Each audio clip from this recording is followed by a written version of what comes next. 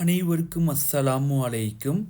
Share மார்க்கெட்டில் company வெளியிடக்கூடிய buyback அப்படின்னா என்ன, ஒரு கம்பெனி என்ன காரணத்துக்காக பைபேக் ஆஃபர் பண்ணுறாங்க, பைபேக்கில் பார்ட்டிசிபேட் பண்ணுறதுனால ரீட்டைல் இன்வெஸ்டர் ஆன நமக்கு என்ன பயன், பைபேக்கை எப்படி எங்கே அப்ளை செய்வது, பைபேக் சம்பந்தமாக மிக எளிமையான விளக்கத்துடன் இந்த பாட்டில் பார்க்கலாம்.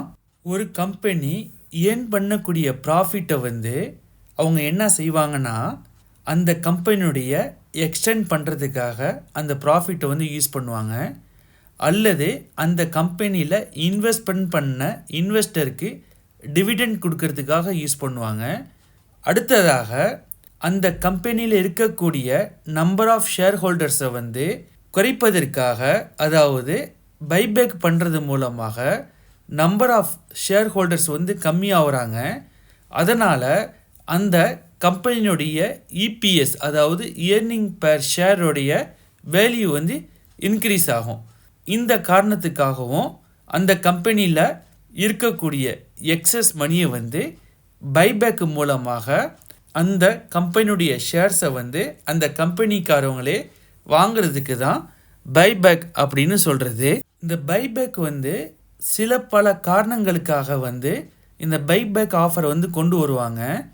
உதாரணத்துக்கு, அந்த கம்பெனியுடைய ஷேர்ஸ் மிக கம்மியான விலையில் ட்ரேட் ஆகிட்டு இருந்துச்சுனாக்க, ஒரு நல்ல ப்ரீமியமை கொடுத்து பைபேக் ஆஃபர் மூலமாக அந்த ஷேர்ஸை வாங்குறதுனால இன்வெஸ்டருக்கு ஒரு கான்ஃபிடென்ட் கிடைக்கும்.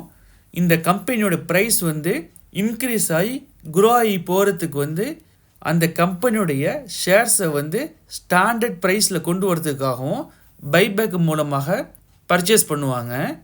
அடுத்த காரணம் அந்த கம்பெனியுடைய நம்பர் ஆஃப் ஷேர்ஸை ரிடியூஸ் பண்ணுறதுக்கும் இந்த பைபேக் மூலமாக இன்வெஸ்டர்கிட்ட ஷேர்ஸை பர்ச்சேஸ் பண்ணுவாங்க. பைபேக்குக்காக வரக்கூடிய கம்பெனிஸ் எந்த முறையில் ஷேர்ஸை பர்ச்சேஸ் பண்ணுவாங்கன்னா, 2 மெத்தடில் பர்ச்சேஸ் பண்ணுவாங்க. ஒன்று டெண்டர் மெத்தடு, அடுத்தது ஓப்பன் மார்க்கெட் மெத்தடு.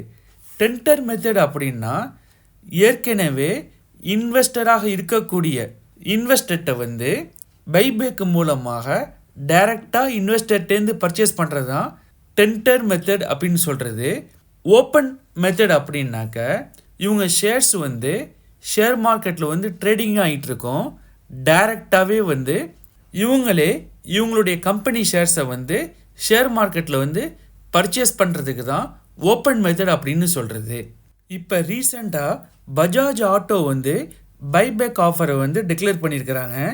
கிட்டத்தட்ட 4000 கோடிக்கு அவங்க பைபேக்கில் ஷேர்ஸை பர்ச்சேஸ் பண்ணுறதா சொல்லியிருக்கிறாங்க.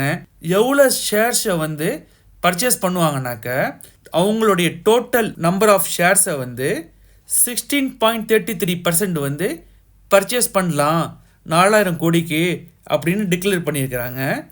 பைபேக்கோடைய ஒரு ஷேருடைய ப்ரைஸ் 10,000 ரூபாய்க்கு பர்ச்சேஸ் பண்ணுறதுக்காக டிக்ளேர் பண்ணியிருக்கிறாங்க. ஆனால் மார்க்கெட்டில் பஜாஜ் ஆட்டோடைய கரண்ட் மார்க்கெட் ப்ரைஸ் 8,463 ரூபாய்க்கு இப்போ ட்ரேட் ஆகிட்டுருக்கு. அவங்க ப்ரீமியமாக ஒரு ஷேரை 10,000 ரூபாய்க்கு வாங்கிறதுக்காக பைபேக்கில் டிக்ளேர் பண்ணியிருக்கிறாங்க. அவங்க எந்த மெத்தடில் பர்ச்சேஸ் பண்ணுறதாக இருக்கிறாங்க அப்படின்னாக்க, டெண்டர் மெத்தடில் தான் பர்ச்சேஸ் பண்ணுறதாக இருக்கிறாங்க. ஆனால் ரீட்டைல் இன்வெஸ்டர்கிட்ட எத்தனை ஷேருக்கு எத்தனை ஷேர் அவங்க பைபேக் பண்ணுவாங்கன்னு இது வரையும் டிக்ளேர் பண்ணல.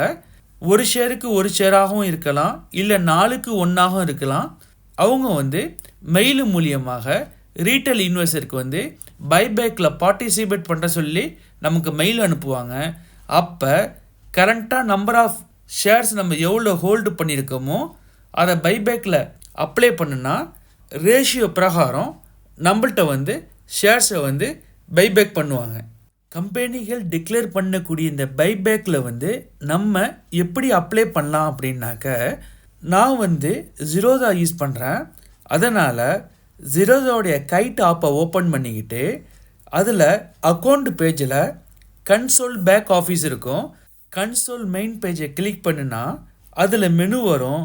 அதில் போர்ட்ஃபோலியோவை கிளிக் பண்ணுங்கள். அதுக்கு கீழே கார்ப்பரேட் ஆக்ஷன்ஸ் அப்படின்னு இருக்கும். அதை கிளிக் பண்ணாக்க பைபேக்கில் எந்தெந்த கம்பெனி கரண்ட்டாக பார்ட்டிசிபேட் பண்ணுறாங்கன்னு காமிக்கும்.